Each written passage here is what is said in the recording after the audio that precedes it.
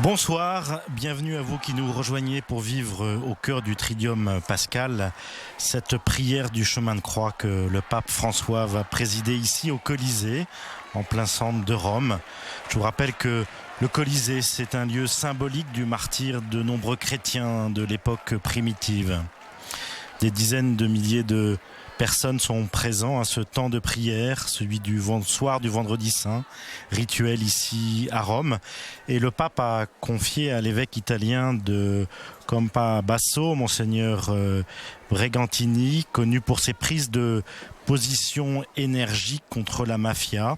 Et il lui a demandé cette année de rédiger la méditation et la prière de ce chemin de croix. Pendant les 14 stations, le texte écrit par cet archevêque propose une réflexion sur différents thèmes touchant à la réalité contemporaine et il va nous aider à méditer ce mystère de la souffrance en s'appuyant sur l'humanité et la divinité de Jésus le crucifié. Monseigneur Bregantini est originaire du nord de l'Italie. Il a été prêtre ouvrier avant d'être aumônier de prison. Il est devenu évêque en Calabre en février 1994. Il n'avait alors que 45 ans. Monseigneur Bregantini est connu pour ses prises de paroles fortes contre le crime organisé. Il est notamment l'auteur d'un ouvrage en italien intitulé « Nous ne pouvons pas nous taire, les mots et la beauté pour vaincre la mafia ». D'ailleurs, quand il avait été ordonné évêque, une bombe avait été placée sous le podium où il célébrait la messe. Il refusa par la suite d'être escorté par la police, n'ayant cesse de s'opposer aux méthodes de la mafia locale.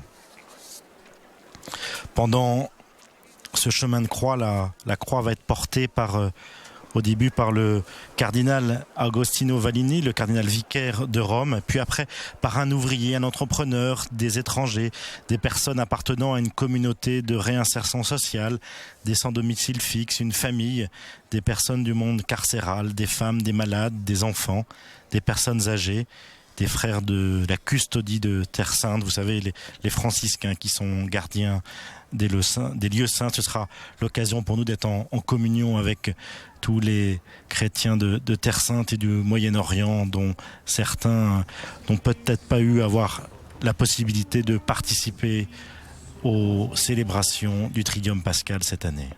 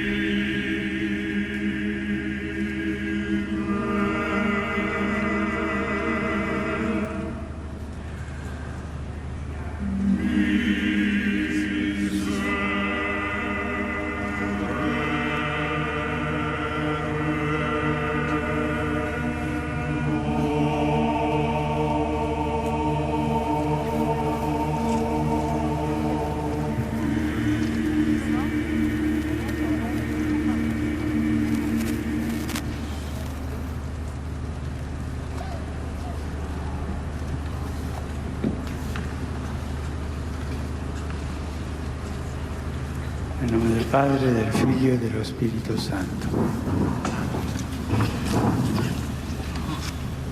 Chi ha visto ne dà testimonianza, e la sua testimonianza è vera, ed egli sa di dire il vero, perché anche voi crediate. Questo infatti avvenne perché si adempisse la scrittura. Non gli sarà spezzato alcun osso. E un altro passo della scrittura dice ancora: volgeranno lo sguardo a colui che hanno trafitto. Amabile Gesù, Aimable Jésus, tu es monté au Golgotha sans hésiter, accomplissant d'amour, et tu t'es laissé crucifier sans lamentation. Humble fils de Marie, tu as pris la charge de notre nuit pour nous montrer de combien de lumière tu voulais nous dilater le cœur. Dans tes douleurs se trouve notre rédemption. Dans tes larmes se peint l'heure du dévoilement de l'amour gratuit de Dieu. 7 fois pardonné. En tes ultimes soupirs d'homme parmi les hommes, tu nous conduis tous au cœur du Père pour nous indiquer, en tes dernières paroles, la voie de la rédemption pour chacune de nos douleurs. Toi, le tout incarné, tu t'es anéanti sur la croix, compris seulement par celle-là, Mère qui fidèlement se tenait sous cet échafaud. Ta soif est source d'espérance, toujours allumée, main tendue même pour le malfaiteur repenti, qui aujourd'hui, grâce à toi, doux Jésus, entre au paradis. À nous tous, Seigneur Jésus crucifié, accorde ton infinie miséricorde, parfum de Béthanie sur le monde, gémissement de vie pour l'humanité. Et finalement, abandonné dans les mains de ton Père, ouvre-nous la porte de la vie qui ne meurt pas. Amen. Prima stazione. Gesù condannato a morte, il dito puntato che accusa.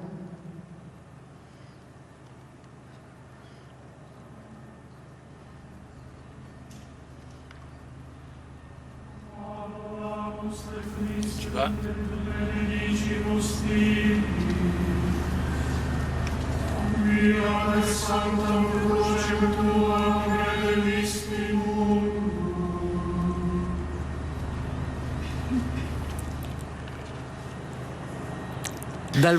Première station, Jésus condamné à mort, le doigt pointé qui accuse.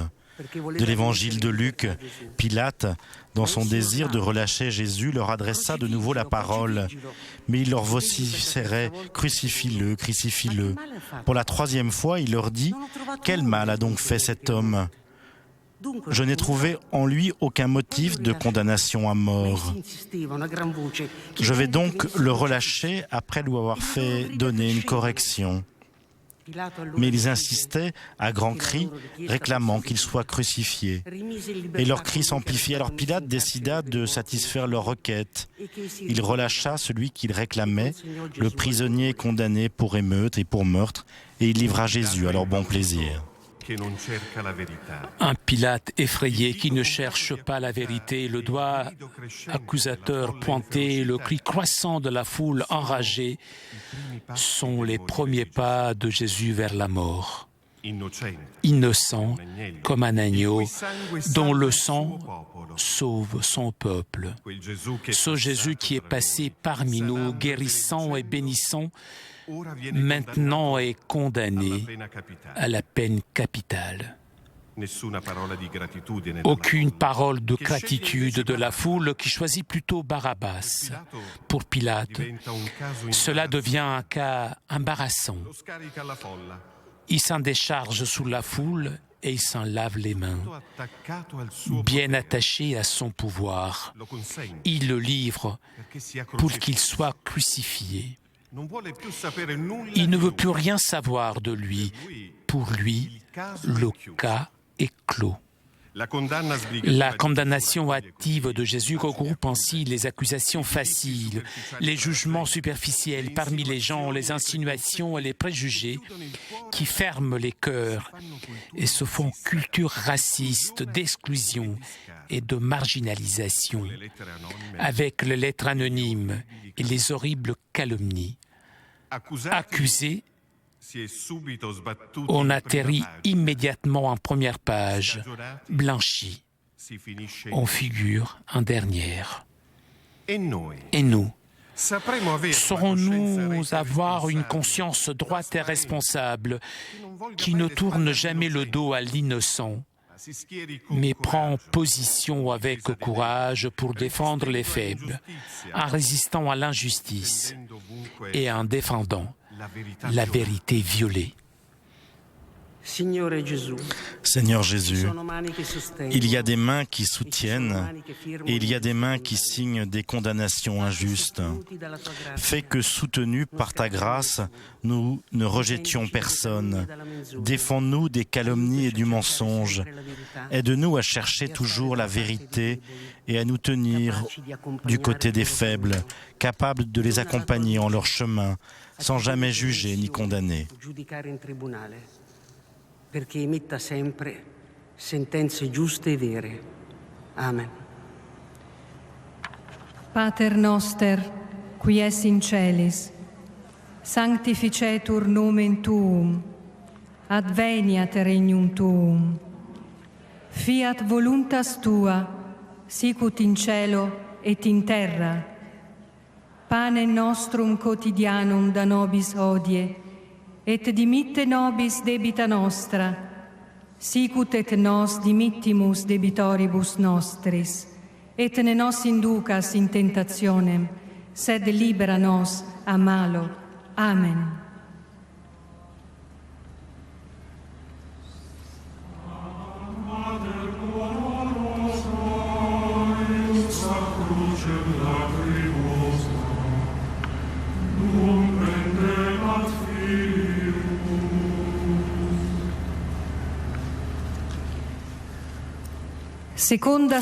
Deuxième station. Jésus est chargé de la croix, le lourd poids de la crise.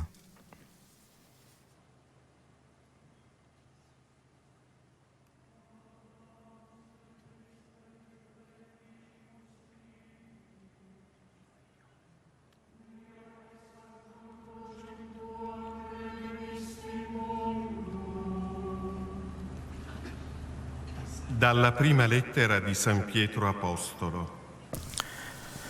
Jésus a porté nos péchés dans son corps sur le bois,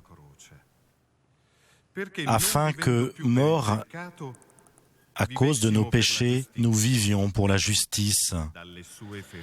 Par ses blessures, nous sommes guéris. Car vous étiez errants comme des brebis, mais à présent, vous êtes retournés vers votre berger, le gardien de vos âmes. Il pèse ce bois de la croix parce que sur lui Jésus porte les péchés de nous tous. Il chancelle sur ce poids trop grand pour un seul homme.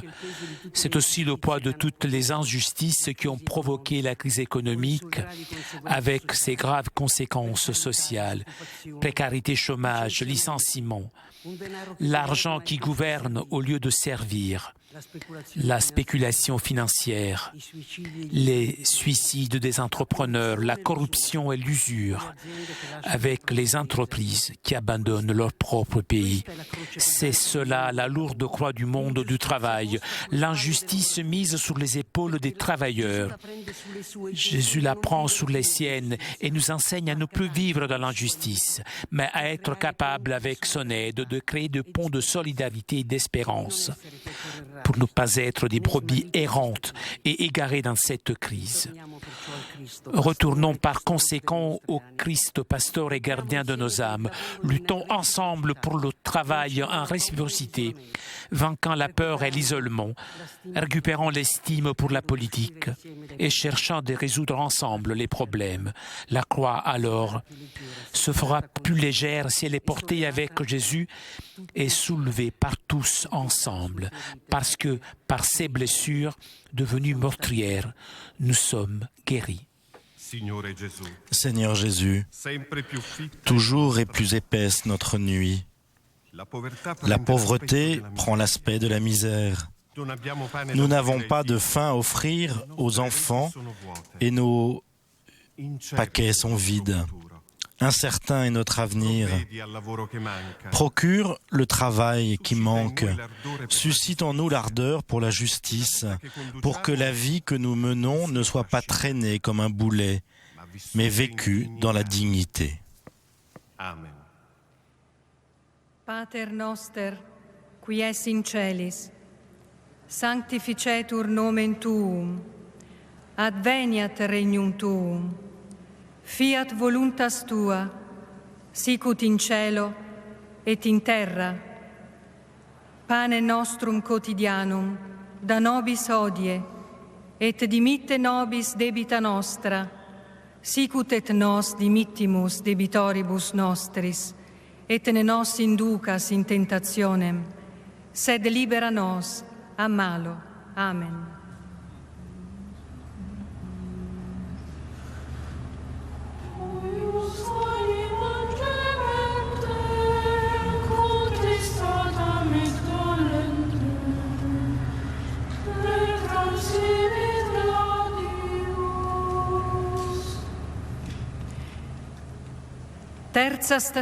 Troisième station. Jésus tombe pour la première fois. La fragilité qui nous ouvre à l'accueil.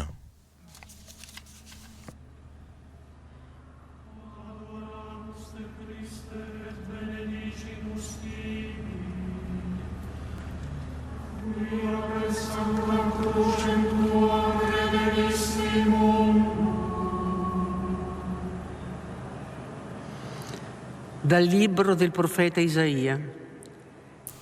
En fait, c'était nos souffrances qu'il portait, nos douleurs dont il était chargé.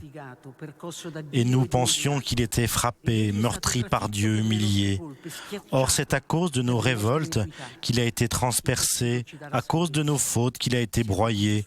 Le châtiment qui nous donne la paix a pesé sur lui. C'est un Jésus fragile, très humain, celui que nous contemplons avec stupeur en cette station de grande douleur. Mais c'est précisément cette chute dans la poussière qui révèle encore plus son immense amour. Il est pressé par la foule, abasourdi par les cris des soldats, brûlant de plaies de la flagellation, au comble de l'amertume intérieure à cause de l'immense ingratitude humaine. Et il tombe par terre. Mais dans cette chute, dans cette reddition face au poids et à la fatigue, Jésus se fait encore une fois maître de vie. Il nous enseigne à accepter nos fragilités, à ne pas nous décourager à cause de nos échecs, à reconnaître avec loyauté nos limites. C'est qui est à ma portée, c'est de vouloir le bien, dit saint Paul, mais pas de l'accomplir.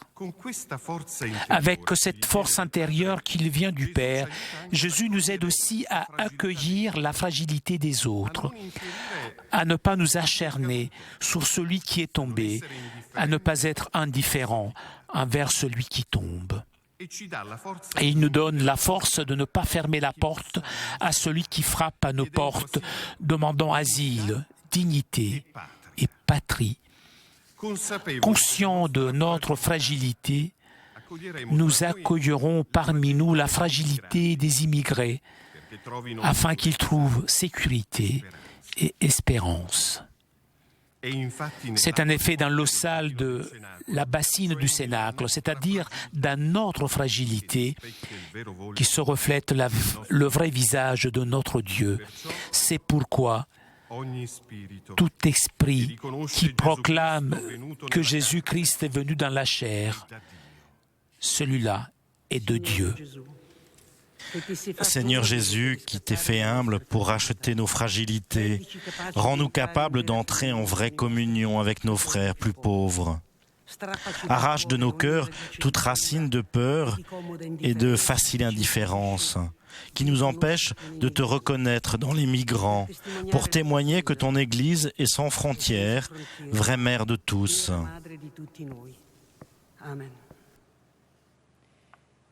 Pater noster, qui es in celis, sanctificetur nomen tuum, adveniat regnum tuum, fiat voluntas tua, sicut in cielo et in terra. Panem nostrum quotidianum da nobis hodie, et dimitte nobis debita nostra, sicut et nos dimittimus debitoribus nostris. Et ne nos inducas in tentationem, sed libera nos a malo. Amen.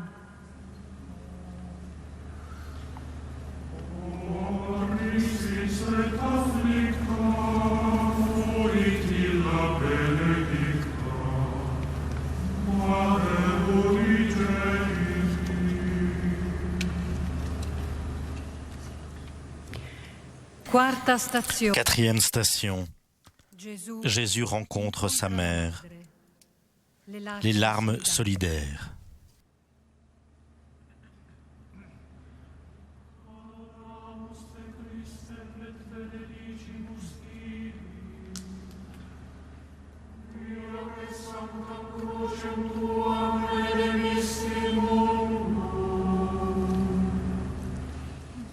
Dal Vangelo secondo Luca. Siméon les bénit, puis il dit à Marie sa mère, « Voici que cet enfant provoquera la chute et le relèvement de beaucoup en Israël. Il sera un signe de contradiction. Et toi, ton âme sera traversée d'un glaive. » Pleurez avec ceux qui pleurent, soyez bien d'accord les uns avec les autres. Cette rencontre de Jésus avec sa maman Marie est chargée d'émotions et de larmes bouleversantes. S'y exprime l'invincible force de l'amour maternel qui surpasse tout obstacle et sait ouvrir toute route. Mais encore plus vif est le regard solidaire de Marie qui partage et donne force au Fils. Notre cœur se remplit ainsi d'étonnement en contemplant la grandeur de Marie, en ce qu'elle se fait, elle, créature, proche de son Dieu et Seigneur. Elle recueille toutes les larmes de chaque maman pour ses enfants lointains, pour les jeunes condamnés à mort, massacrés ou démolis par la guerre, surtout les enfants soldats. Nous y entendons le gémissement déchirant des mères pour leurs enfants mourants de tumeurs causées par les incendies des déchets toxiques. Larmes très amères, partage solidaire du supplice des enfants, mères qui veillent la nuit avec les lampes allumées anxieuses pour les jeunes emportés par la précarité ou engloutis par la drogue et l'alcool, surtout les samedis soirs. Autour de Marie, nous ne serons jamais un peuple orphelin, jamais des oubliés. Comme à Saint Juan Diego, à nous aussi Marie offre la caresse de sa maternelle consolation et nous dit que votre cœur ne se trouble pas. Ne suis-je pas ici moi qui suis ta mère? Salut ma mère, donne-moi ta sainte bénédiction. Bénis-moi ainsi que toute ma maison. Daigne offrir à Dieu tout ce que aujourd'hui j'ai à faire et à souffrir. En union avec tes mérites et avec ceux de ton très saint Fils, je t'offre et te consacre toute ma personne ainsi que tout ce qui m'appartient à ton service en me mettant tout entier sous ton manteau. Pénètre-moi, Madame, de pureté d'esprit et de corps, et fais que, en ce jour, aucun de mes actes ne déplaise à Dieu. Je te le demande par ton immaculée conception et ton inaltérée virginité. Amen. Pater noster, qui es in celis, sanctificetur nomen tuum, adveniat regnum tuum, fiat voluntas tua, sicut in cielo et in terra. Panem nostrum quotidianum da nobis hodie, et dimitte nobis debita nostra, sicut et nos dimittimus debitoribus nostris. Et ne nos inducas in tentationem, sed libera nos a malo. Amen.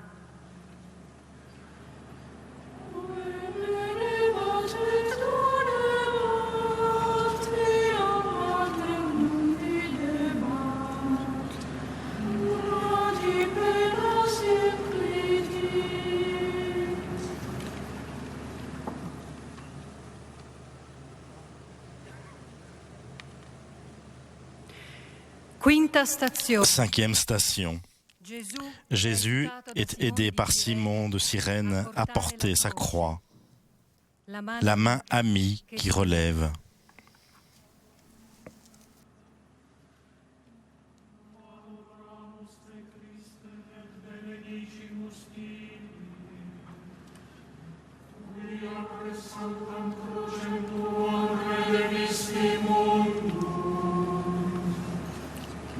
Dal Vangelo secondo Marco. Ils réquisitionnèrent pour porter sa croix un passant, Simon de Cyrène, le père d'Alexandre et de Rufus, qui revenait des champs. Par hasard passe Simon de Cyrène, mais cela devient une rencontre décisive dans sa vie. Il revenait des champs, homme d'effort et de vigueur. Pour cela, il a été contraint à porter la croix de Jésus, condamné à une mort infâme. Mais de fortuite, cette rencontre se transformera en une suite décisive et vitale de Jésus, portant chaque jour sa croix, renonçant à lui-même. Simon, en effet, est évoqué par Marc comme le père de deux chrétiens connus dans la communauté de Rome, Alexandre et Rufus. Un père qui a certainement imprimé dans le cœur de ses fils la force de la croix de Jésus.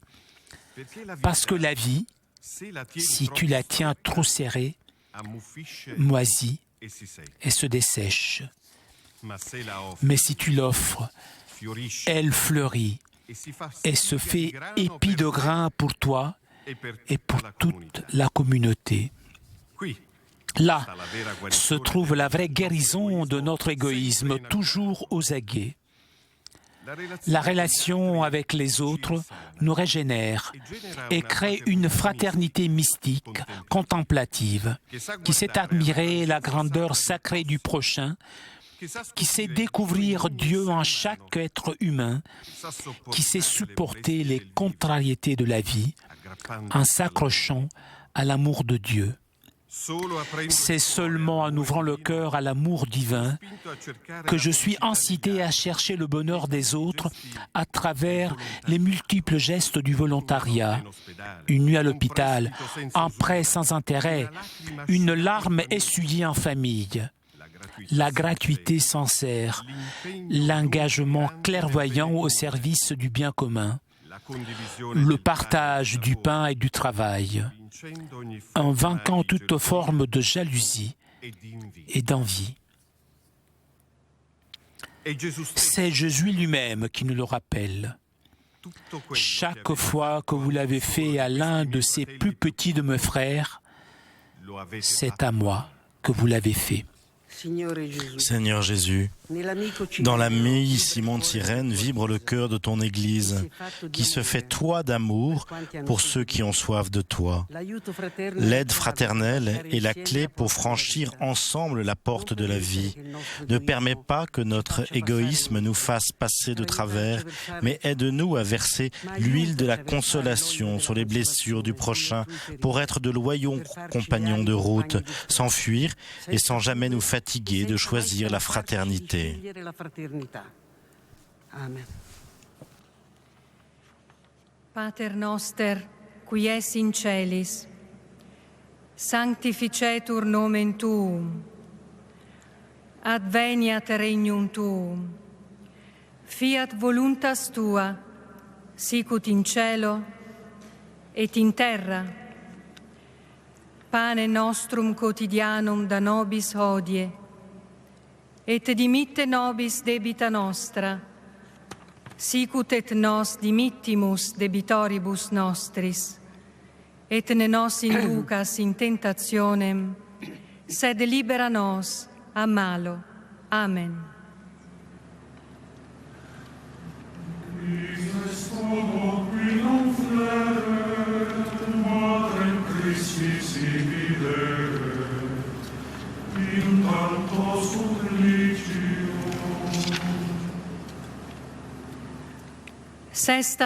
Sixième station. Véronique essuie le visage de Jésus, la tendresse féminine.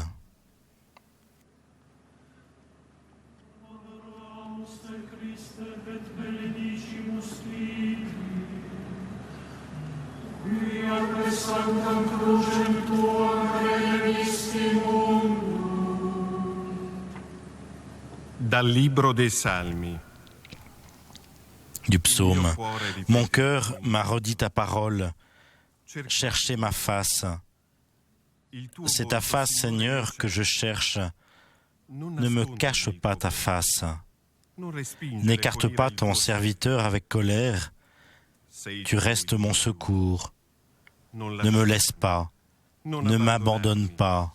Dieu, mon salut. Jésus se traîne à bout de souffle, allaitant, mais la lumière sur son visage reste intacte. Il n'y a pas d'offense qui puisse s'opposer à sa beauté. Les crachats ne l'ont pas obscurci, les gifles ne sont pas arrivés à l'éteindre. Ce visage apparaît comme un buisson ardent qui, plus il est outragé, plus il réussit à émettre une lumière de salut. Des larmes silencieuses coulent des yeux du Maître. Il porte le poids de l'abandon et pourtant, Jésus avance. Il ne s'arrête pas, il ne se retourne pas. Il affronte l'oppression, il est troublé par la cruauté. Mais lui, il sait que sa mort ne sera pas vaine. Face à une femme qui vient à sa rencontre sans hésitation, Jésus alors s'arrête. C'est Véronique, vraie image féminine de la tendresse. Le Seigneur ici incarne notre besoin de gratuité amoureuse, de nous sentir aimés, protégés par des gestes empressés et prévenants. Les caresses de cette créature se baignent du sang précieux de Jésus et semblent enlever les actes de profanation qu'il a subis en ces heures de torture. Véronique arrive à toucher le doux Jésus, à effleurer sa candeur, non seulement pour soulager, mais aussi pour participer à sa souffrance. En Jésus, elle reconnaît tout prochain à consoler avec une touche de tendresse, pour rejoindre le gémissement de douleur de tous ceux qui aujourd'hui ne reçoivent ni assistance, ni chaleur de compassion et meurent de solitude. Seigneur Jésus, comme elle pèse la distance que nous ressentons alors que nous pensions t'avoir à nos côtés dans les jours de désolation. Mais toi, couvre-nous de ce pagne imprégné de ton sang précieux que tu as versé le long de la voie de l'abandon, dont tu as souffert injustement. Sans toi, nous n'avons ni ne pouvons donner aucune consolation.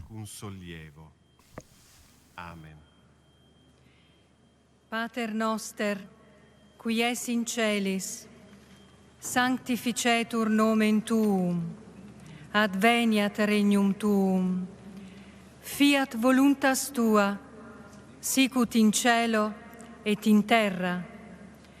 Panem nostrum quotidianum, da nobis hodie, et dimitte nobis debita nostra, sicut et nos dimittimus debitoribus nostris, et ne nos inducas in tentationem, sed libera nos a malo. Amen.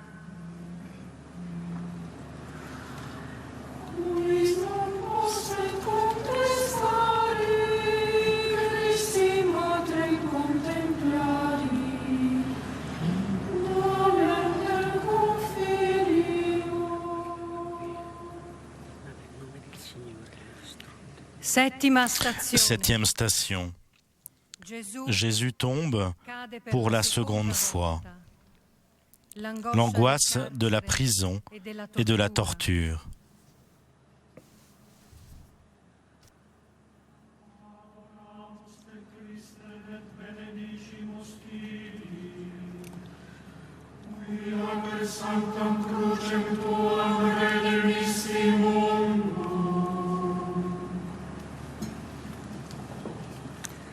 Dal libro dei Salmi. Du livre des psaumes, elles m'ont cerné, encerclé, elles m'ont cerné comme des guêpes. Mais au nom du Seigneur, je les détruis. On m'a poussé, bousculé pour m'abattre, mais le Seigneur m'a défendu. Il m'a frappé, le Seigneur, il m'a frappé, mais sans me livrer à la mort. Vraiment en Jésus s'accomplissent les prophéties antiques du serviteur humble et obéissant, qui prend sur ses épaules toute notre histoire de douleur. Et ainsi Jésus, poussé en avant par force, s'écroule par terre sous le poids de la fatigue et de l'oppression, encerclé, entouré par la violence, privé désormais de force. Toujours plus seul, toujours plus dans les ténèbres, lacéré dans la chair, affaibli dans les os. Nous reconnaissons en lui l'expérience amère des détenus de chaque prison, avec toutes ces contradictions inhumaines, entourés et encerclés, poussés avec force à tomber. La prison aujourd'hui est encore tenue trop à l'écart, oubliée, répudiée par la société civile. Il y a les absurdités de la bureaucratie, les lenteurs de la justice. Double peine et ensuite la surpopulation carcérale. C'est une douleur aggravée, une injuste oppression qui consume la chair et les os. Certains, beaucoup trop, ne s'en sortent pas. Et même quand l'un de nos frères sort, nous le considérons encore comme un ex-détenu, en lui fermant ainsi les portes du rachat social et du travail. Mais plus grave est la pratique de la torture, hélas toujours diffuse en différentes parties de la terre, en des multiples formes, comme ce fut le cas pour Jésus, lui aussi frappé, humilié par une horde de soldats, torturé sous la couronne d'épines, flagellé avec cruauté. Comme nous le sentons vrai aujourd'hui face à cette chute, la parole de Jésus. J'étais en prison et vous êtes venus me visiter. En chaque prison, près de chaque torturé, il est toujours présent, lui, le Christ souffrant, emprisonné et torturé. Même durement éprouvé, c'est lui notre aide, pour que nous ne nous rendions pas à la peur. On se relève uniquement ensemble, accompagnés par de valides assistants, soutenus par la main fraternelle des volontaires et relevés par une société civile qui fait sienne les nombreuses injustices dans les murs d'une prison. Seigneur Jésus, une émotion sans limite me saisit à te voir tomber à terre pour moi. Aucun mérite, une multitude de péchés, d'incohérences, de faiblesses. Quel amour de prédilection en réponse. Mis en dehors de la société, tué par le jugement, tu nous as bénis pour toujours. Bienheureux sommes-nous si aujourd'hui nous sommes ici à terre avec toi, rachetés de la condamnation. Accorde-nous de ne pas fuir nos responsabilités. Donne-nous d'habiter dans ton humilité, à l'abri de toute prétention d'omnipotence, pour renaître à une vie nouvelle, comme créature faite pour le ciel. Pater noster, qui es in celis, sanctificetur nomen tuum, adveniat regnum tuum, fiat voluntas tua, sicut in cielo et in terra. Panem nostrum quotidianum da nobis hodie, et dimitte nobis debita nostra, sicut et nos dimittimus debitoribus nostris. Et ne nos inducas in tentationem, sed libera nos a malo. Amen.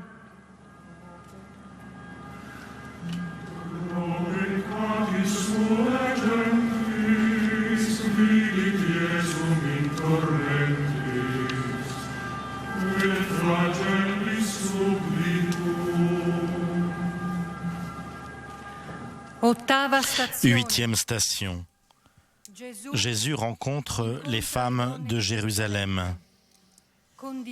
Partage et non commisération.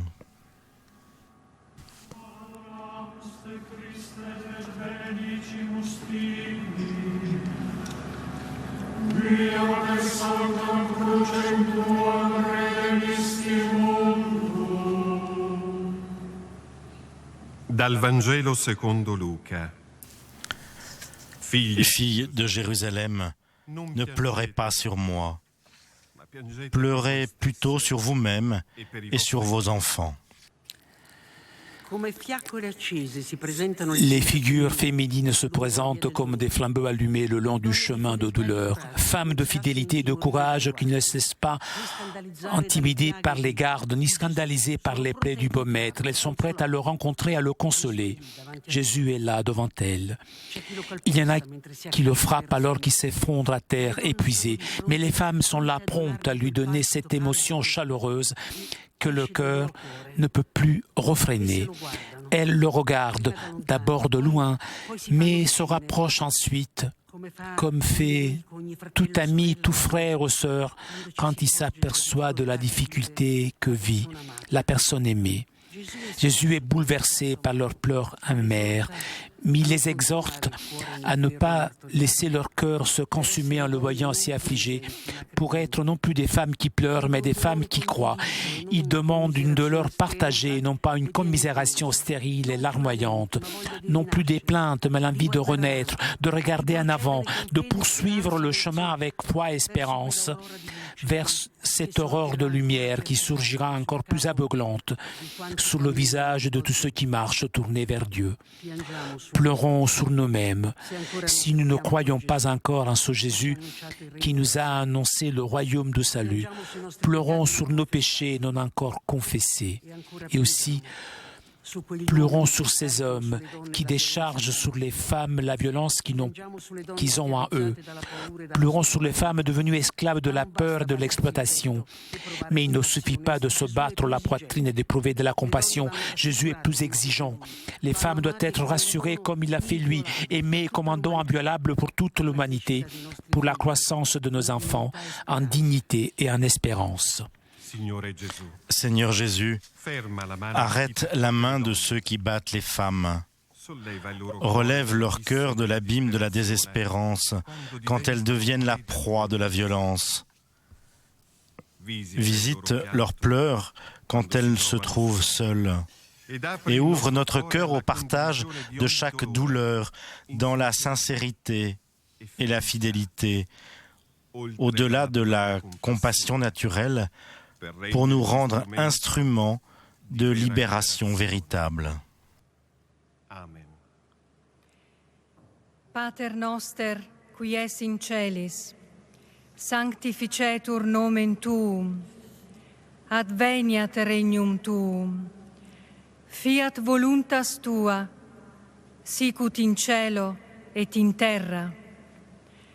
Pane nostrum quotidianum da nobis hodie, et dimitte nobis debita nostra, sicut et nos dimittimus debitoribus nostris, et ne nos inducas in tentationem, sed libera nos a malo. Amen.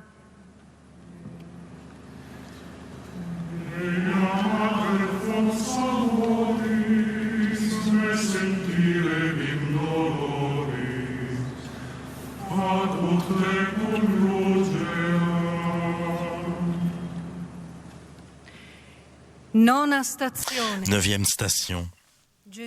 Jésus tombe pour la troisième fois. Vaincre la mauvaise nostalgie.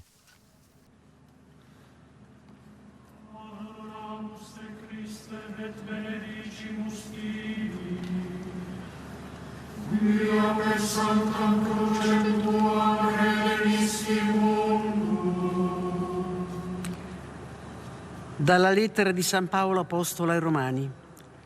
Qui pourra nous séparer de l'amour du Christ? La détresse, l'angoisse, la persécution, la faim, le dénuement, le danger, le glaive. Mais en tout cela, nous sommes les grands vainqueurs grâce à celui qui nous a aimés. Saint Paul énumère ses épreuves, mais il sait qu'avant lui, Jésus y est passé.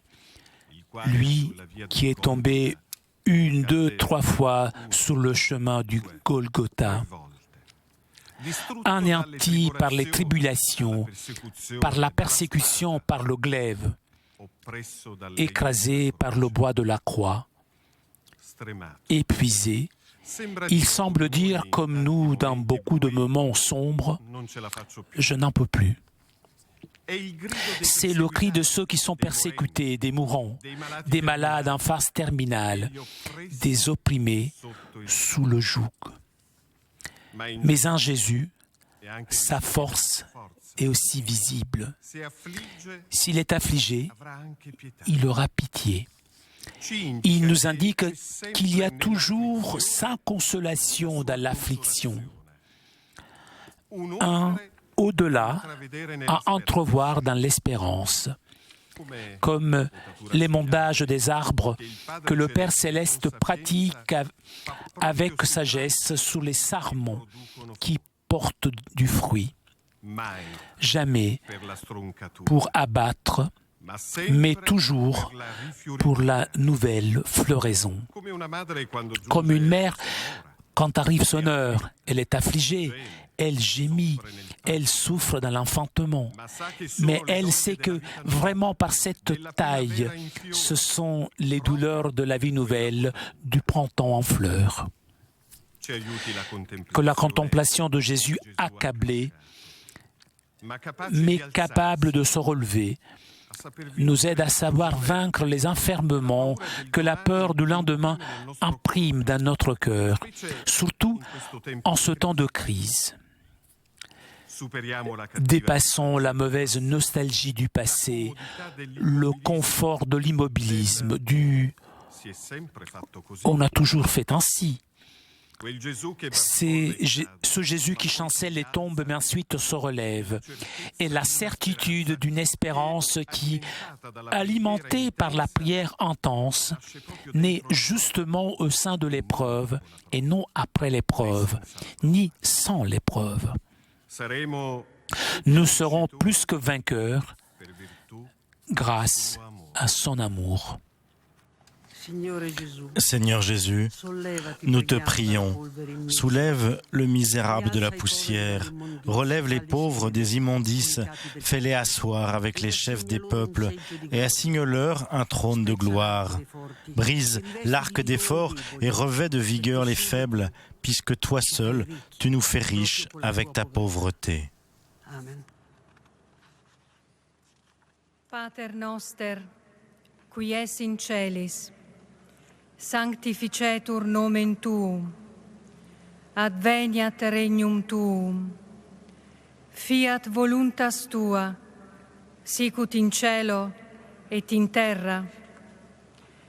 Panem nostrum quotidianum da nobis hodie, et dimitte nobis debita nostra, sicut et nos dimittimus debitoribus nostris, et ne nos inducas in tentationem, sed libera nos a malo. Amen.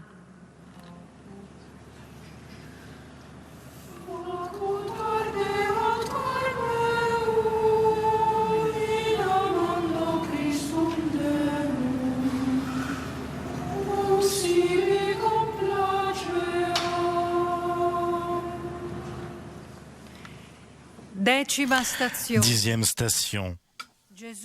Jésus est dépouillé de ses vêtements.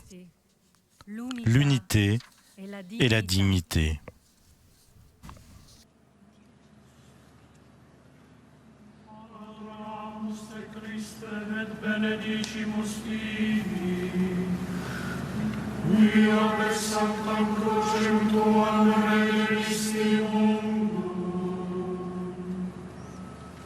Dal Vangelo secondo Giovanni. Quand les soldats eurent crucifié Jésus, ils prirent ses habits. Ils en firent 4 parts, une pour chaque soldat. Ils prirent aussi la tunique. C'était une tunique sans couture, tissée toute d'une seule pièce de haut en bas. Alors ils se dirent entre eux, « Ne la déchirons pas, désignons par le sort celui qui l'aura. » Ainsi s'accomplissait la parole de l'Écriture. Ils se sont partagés mes habits. Ils ont tiré au sort mon vêtement. C'est bien ce que firent les soldats. Ils ne laissèrent même pas un bout d'étoffe qui couvrit le corps de Jésus. Ils le dénudèrent. Il n'avait ni manteau ni tunique, aucun vêtement. Ils le dénudèrent comme acte d'extrême humiliation. C'était seulement le sang qui le couvrait, qui sortait à flot de ses grandes blessures. La tunique resta intacte, symbole de l'unité de l'Église. Une unité à retrouver en un chemin patient, dans une paix artisanale, construite chaque jour, dans un tissu recomposé avec les fils d'or de la fraternité, dans la réconciliation et dans le pardon réciproque. Un Jésus innocent, dénudé et torturé, reconnaissons la dignité violée de tous les innocents, spécialement des petits. Dieu n'a pas empêché que son corps dépouillé fût exposé sur la croix. Il l'a fait pour acheter chaque abus injustement couvert et démontrant que lui, Dieu, est irrévocablement et sans moyen terme du côté des victimes. Seigneur Jésus, nous voulons redevenir innocents comme des enfants pour pouvoir entrer dans le royaume des cieux, purifiés de nos souillures et de nos idoles. Enlève de notre poitrine le cœur de pierre des divisions qui rendent peu crédible ton Église. Donne-nous un cœur nouveau et un esprit nouveau, pour vivre selon tes préceptes, observer et mettre en pratique tes lois. Amen. Pater noster, qui es in celis, sanctificetur nomen tuum, adveniat regnum tuum, fiat voluntas tua, sicut in cielo et in terra. Panem nostrum quotidianum da nobis hodie, et dimitte nobis debita nostra, sicut et nos dimittimus debitoribus nostris, et ne nos inducas in tentationem, sed libera nos a malo. Amen.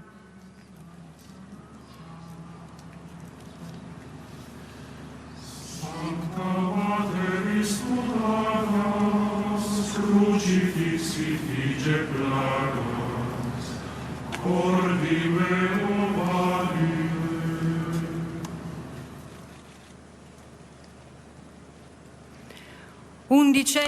Onzième station. Jésus est crucifié près du lit des malades.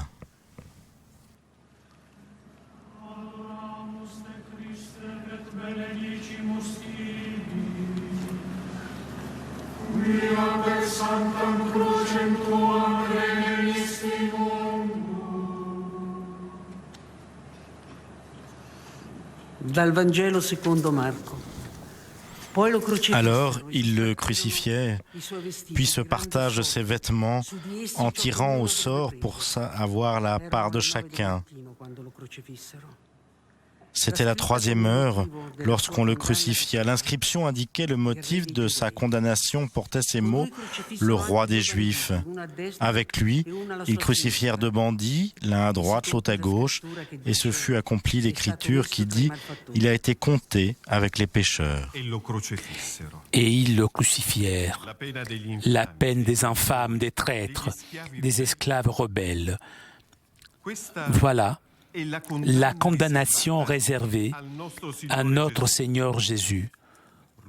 Clou rude, douleur lancinante, le supplice de la mère, la honte d'être uni à 2 bandits, les vêtements partagés comme butin entre les soldats, les moqueries cruelles des passants.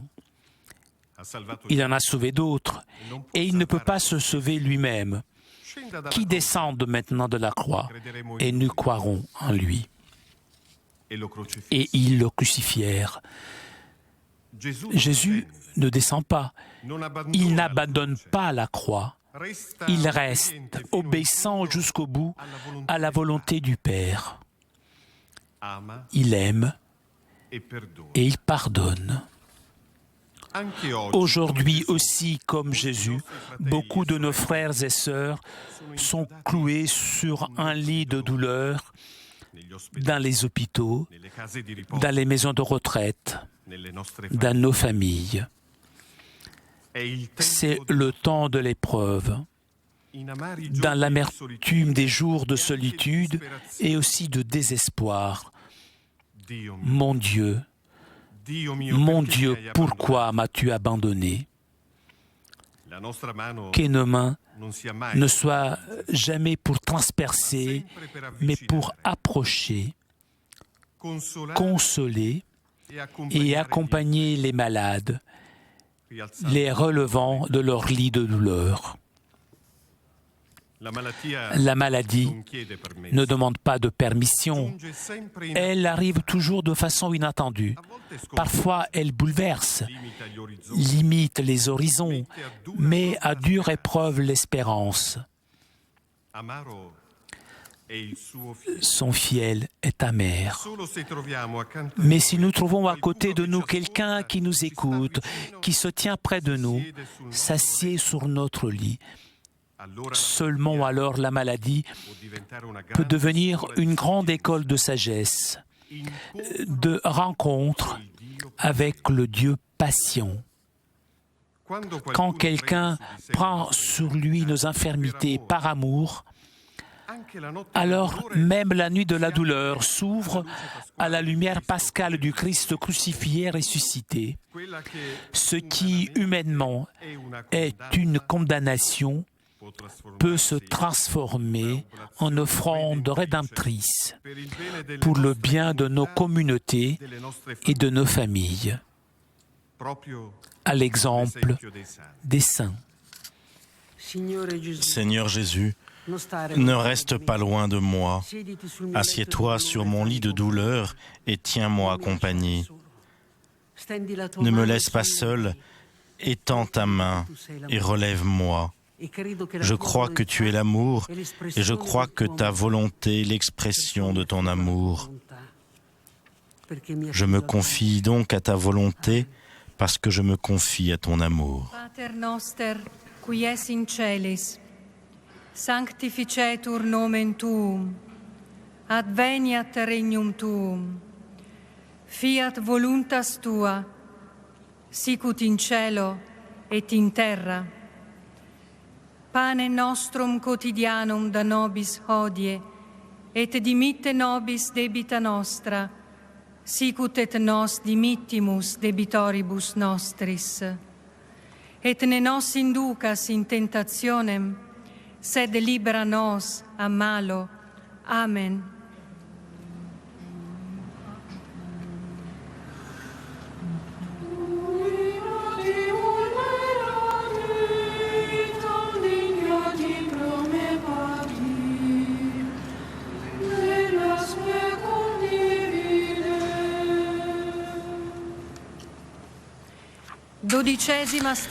Douzième station. Jésus meurt sur la croix.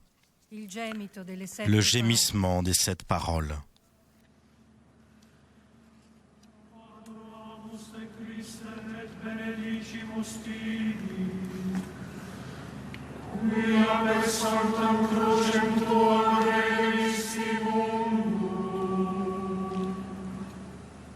Dal Vangelo secondo Giovanni.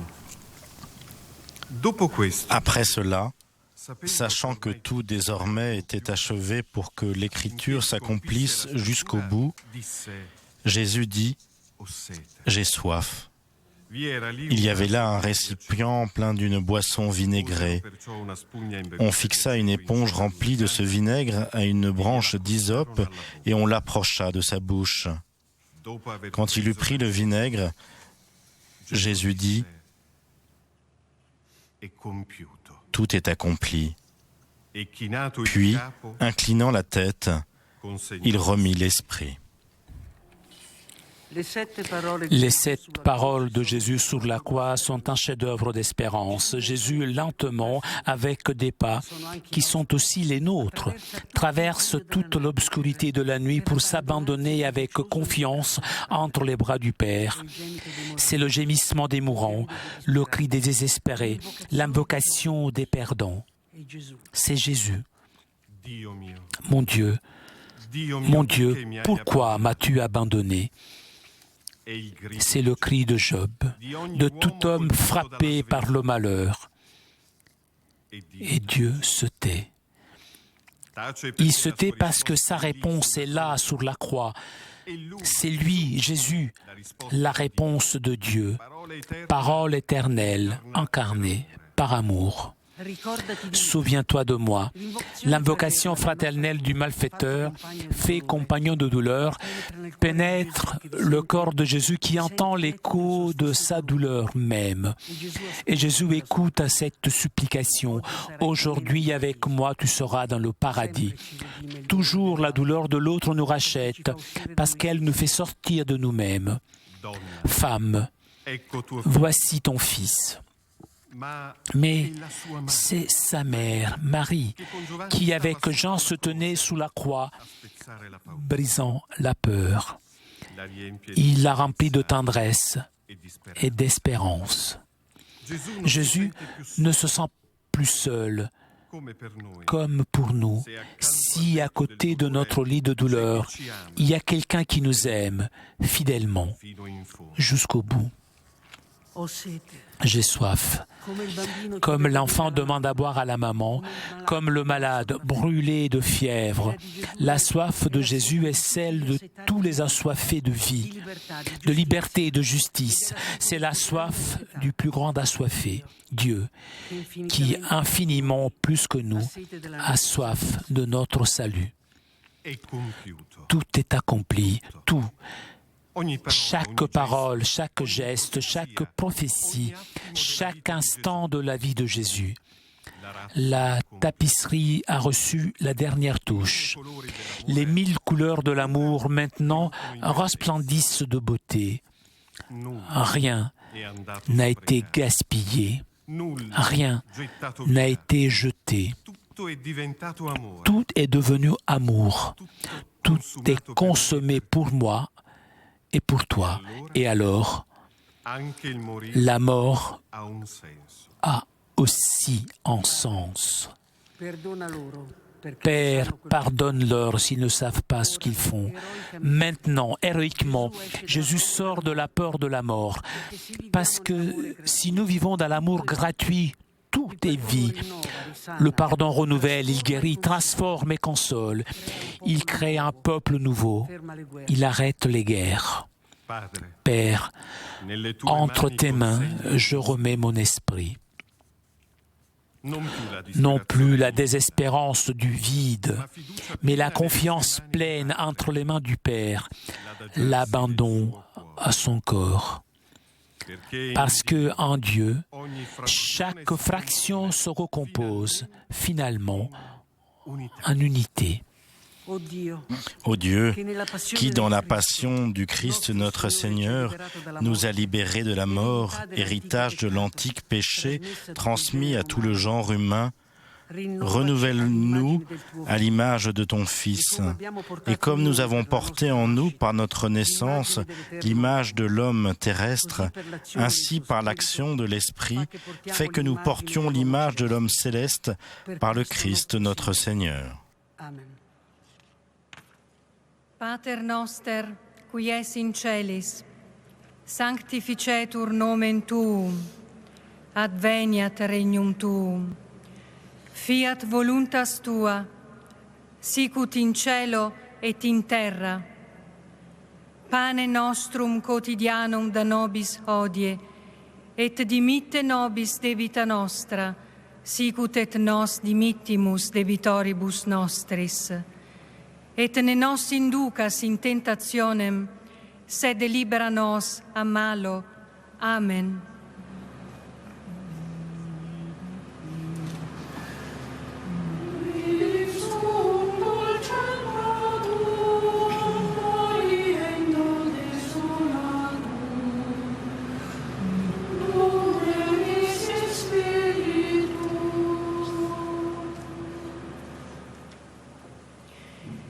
Treizième station. Jésus est descendu de la croix. L'amour est plus fort que la mort.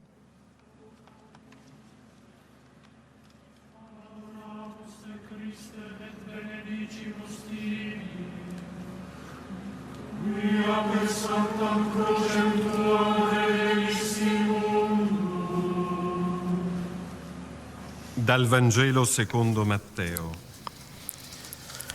Comme il se faisait tard, arriva un homme riche, originaire d'Arimathie, qui s'appelait Joseph. Il était devenu lui aussi ami de Jésus. Il alla trouver Pilate pour demander le corps de Jésus. Alors Pilate ordonna qu'on le lui remette. Avant d'être mis au tombeau, Jésus est remis finalement à sa mère. C'est l'icône d'un cœur transpercé qui nous dit que la mort n'empêche pas le dernier baiser de la mère à son enfant. Prostrée sur le corps de Jésus, Marie s'enchaîne dans une étreinte totale avec lui. Cette icône est appelée tout simplement Pietà. C'est poignant, mais cela montre que la mort ne rompt pas l'amour, parce que l'amour est plus fort que la mort. L'amour pur est celui qui dure. Le soir est arrivé, la bataille est remportée, l'amour n'a pas été brisé. Celui qui est prêt à sacrifier sa vie pour le Christ la retrouvera, transfigurée, au-delà de la mort.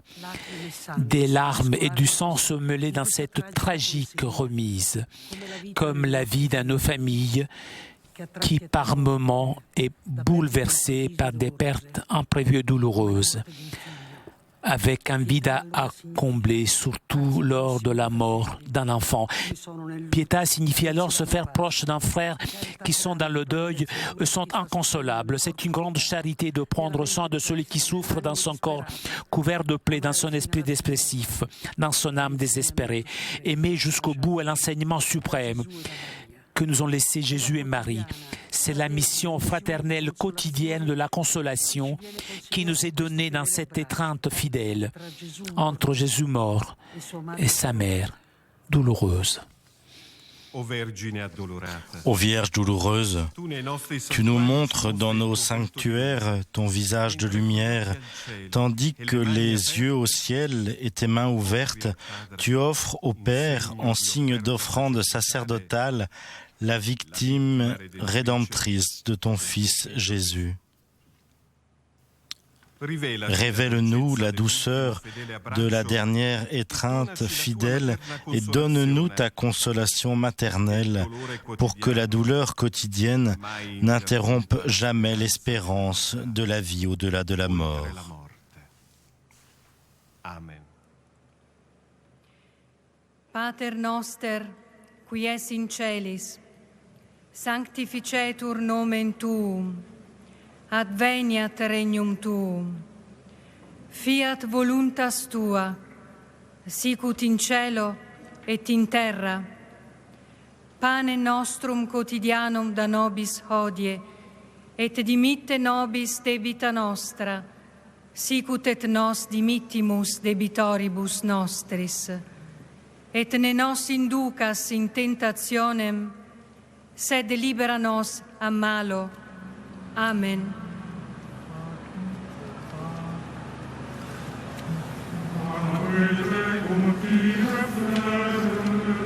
Crucifixo condolere, vole tergo vixero.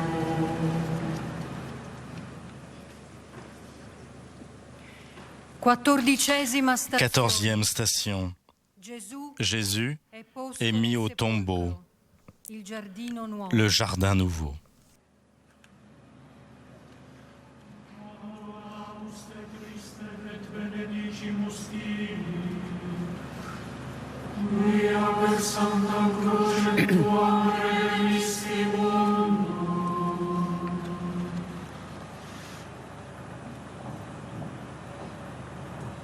Dal Vangelo secondo Giovanni. À l'endroit où Jésus avait été crucifié, il y avait un jardin. Et dans ce jardin, un tombeau neuf dans lequel on n'avait encore déposé personne. C'est là qu'ils déposèrent Jésus. Ce jardin où se trouve le tombeau où Jésus est mis rappelle un autre jardin, celui de l'Éden. Un jardin qui, à cause de la désobéissance, perdit sa beauté et devint désolation, lieu de mort et non plus de vie. Les branches sauvages qui nous empêchent de respirer la volonté de Dieu, comme l'attachement à l'argent, à l'orgueil, au gaspillage de la vie, doit être taillé et greffé maintenant au bois de la croix. C'est cela, le nouveau jardin, la croix plantée dans la terre. De là-haut, Jésus pourra désormais tout ramener à la vie. Une fois revenu des profondeurs des enfers où Satan a enfermé un grand nombre d'âmes, il commencera le renouvellement de toutes les choses. Ce sépulcre représente la fin du vieil homme. Et comme pour Jésus, pour nous aussi, Dieu n'a pas permis que ses enfants soient frappés de la mort définitive. Dans la mort du Christ, tombent tous les trônes du mal, basés sur l'avidité et sur la dureté du cœur. La mort nous désarme, nous fait comprendre que nous sommes exposés à une existence terrestre qui a un terme. Mais c'est devant ce corps de Jésus déposé au tombeau que nous prenons conscience de qui nous sommes. Des créatures qui, pour ne pas mourir, ont besoin de leur Créateur. Le silence qui enveloppe ce jardin nous permet d'écouter le bruissement d'une brise légère. Je suis le vivant et je suis avec vous. Le voile du temple s'est déchiré. Finalement, nous voyons le visage de notre Seigneur et nous connaissons en plénitude son nom. Miséricorde et fidélité, pour ne jamais rester confus, même devant la mort, parce que le Fils de Dieu fut libre parmi les morts. Garde-moi, mon Dieu, j'ai fait de toi mon refuge, tu es mon partage et ma coupe, ma vie est entre tes mains. Je garde le Seigneur devant moi sans relâche, tu es à ma droite, je suis inébranlable. Mon cœur exulte, mon âme est en fête, ma chair elle-même repose en confiance. Ne m'abandonne pas à la mort. Ne laisse pas ton ami voir la corruption. Tu m'apprendras le chemin de la vie. Devant ta face, débordement de joie. À ta droite, éternité de délices. Amen. Pater noster, qui es in celis, sanctificetur nomen tuum, adveniat regnum tuum, fiat voluntas tua, sicut in cielo et in terra. Pane nostrum quotidianum da nobis hodie, et dimitte nobis debita nostra, sicut et nos dimittimus debitoribus nostris, et ne nos inducas in tentationem, sed libera nos a malo. Amen.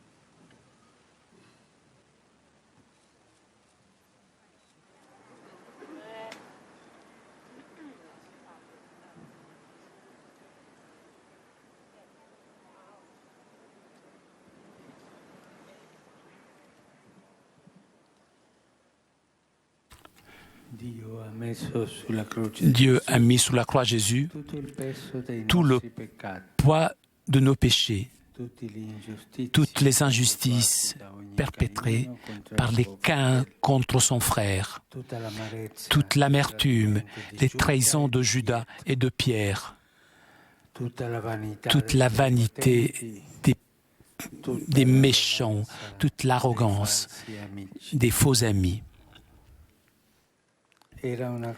C'était une croix lourde, comme la nuit des personnes abandonnées, lourde comme la mort des personnes chères, lourde puisque résume toute la saleté du mal. Toutefois, est aussi une croix glorieuse, comme la aube d'une longue nuit, puisque représente l'amour de Dieu qui est plus grand que de nos iniquités, de nos trahisons. Dans la croix, nous voyons la monstruosité de l'homme lorsqu'il se laisse guider par le mal.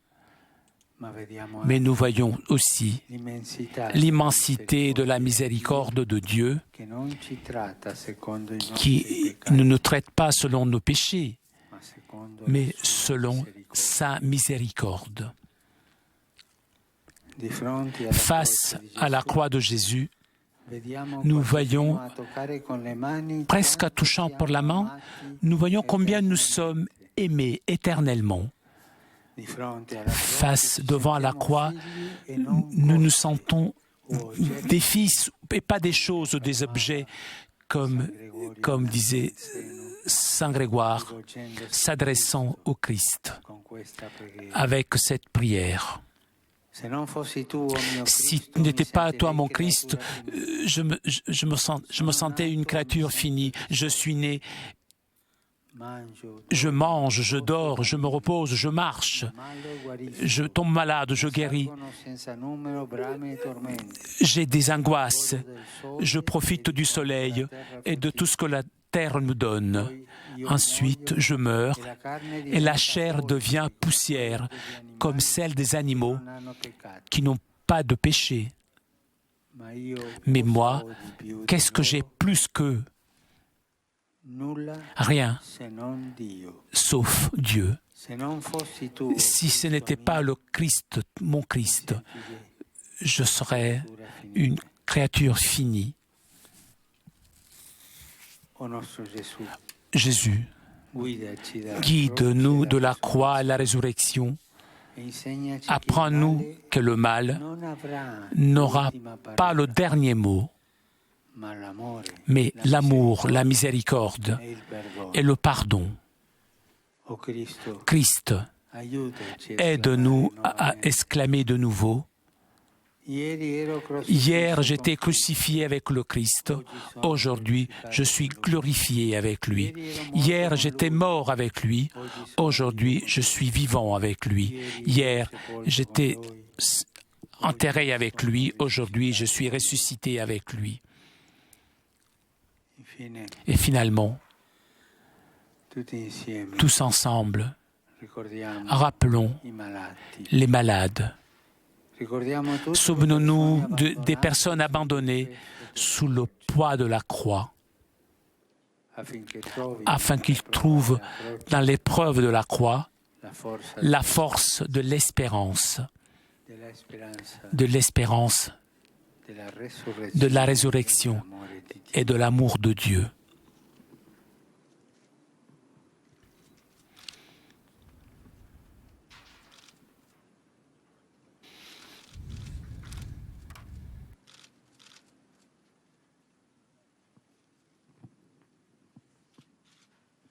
Signore sia con voi.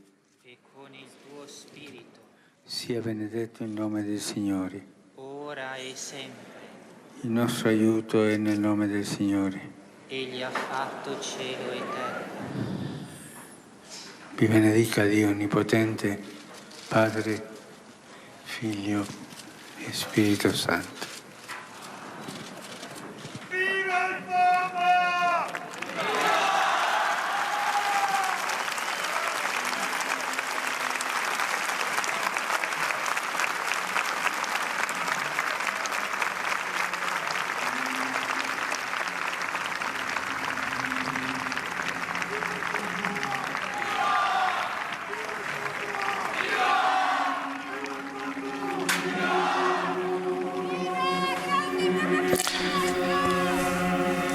Ainsi s'achève ce moment de prière. Vous avez vu où nous avons médité la figure humaine et divine du Christ dans ce chemin de croix.